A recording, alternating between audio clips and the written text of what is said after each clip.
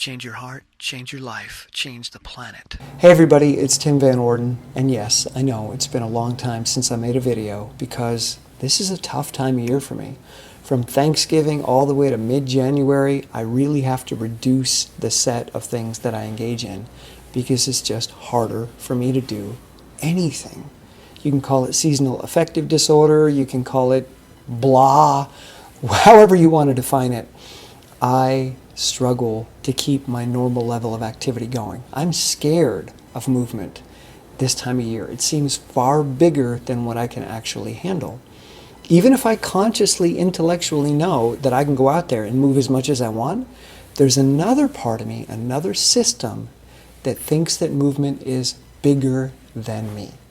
So if you look at Daniel Kahneman's work, he talks about system 1 and system 2 in the brain. So this is a system 1 approach, which is the fast, automatic part of your brain. The system 2 part of your brain is the slow, deliberate, cognitive part. So when most people set up an exercise program, they use the cognitive part. But the part of you that's actually going to engage in the exercise program is the faster, more automatic part. So the more challenged you are, the more you have to let go of your cognitive will or your desire to engage in a particular program or plan, and the more you have to play around with what you can do automatically, what you can do in the midst of a system that's incredibly powerful but doesn't really listen to reason. So for me, first thing in the morning, I get up and I go to the bathroom. And on my way out of the bathroom, I stop in the doorway.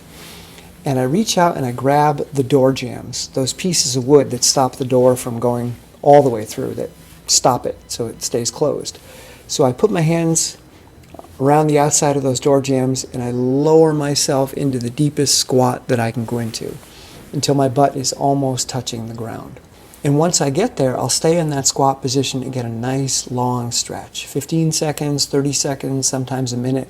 I open up my lower back because my hands up here on the door jambs really allow me to stretch out that back.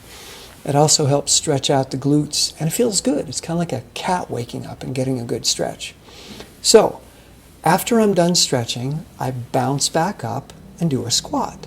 And after I've completed that squat, the rational brain comes on and says, that was really easy, do a couple more. And I do a few more squats, and they're also quite easy. And then my rational brain comes on and says, let's make it 10. And I'll bounce out a few more until I get 10 squats. Is it difficult to do 10 squats with body weight? Not that difficult. Most people can do it, especially if they engage slowly. So each time I use my hands to lower myself down, take them away, and power back up. You can go at any speed you want.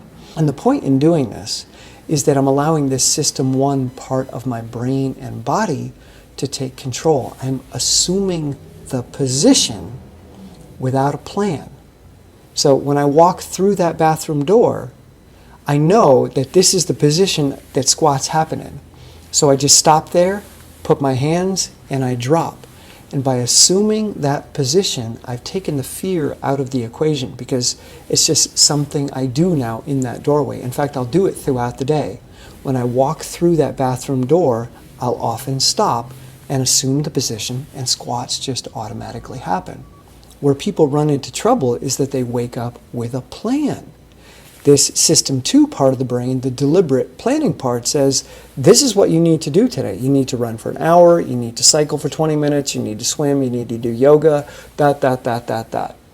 And the moment you do that, your system 1 part of your brain, which is really not happy about the weather, it's not happy about the amount of light, it's not happy about a lot of things. It says, whoa, scary, can't do it, and it shuts you down and keeps you in bed or keeps you inactive. It's going to find a million ways to procrastinate so that you don't have to exercise because it thinks exercise is more than you can handle. So when you're struggling, you have to be really careful not to let this system 2 planning brain tell you what you need to do when you get out of bed. Because system 1 over here, which has a lot more horsepower, has already decided that you're not going to do anything today. But by walking into that bathroom, or whatever that is for you, and assuming the position and getting down into that squat, movement will happen. And in the midst of that movement, when you've started to build a little momentum, you can put a number out there. Okay, let's make it 10. Not so much that System 1 is going to freak out and run away and say, I can't do that, it's too much. But just enough to get the ball rolling, to start to collect some data that show System 1 over here, you're actually more capable than you realize. But it needs that data. It needs to feel safe inside of whatever you're doing. So this is a technique that I use in the most difficult periods of my life to keep consistent movement. I simply assume the position and then let it happen. You can't top down with your cognitive planning brain when you're struggling. You got to do it bottom up.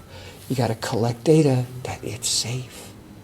And once you've collected that data, eventually, later in the day, you'll have enough momentum to do quite a bit more than you ever possibly imagined. Okay? I hope that's of value. Let me know in the comments below. And if you like this video, give it a thumbs up, or two, if you can.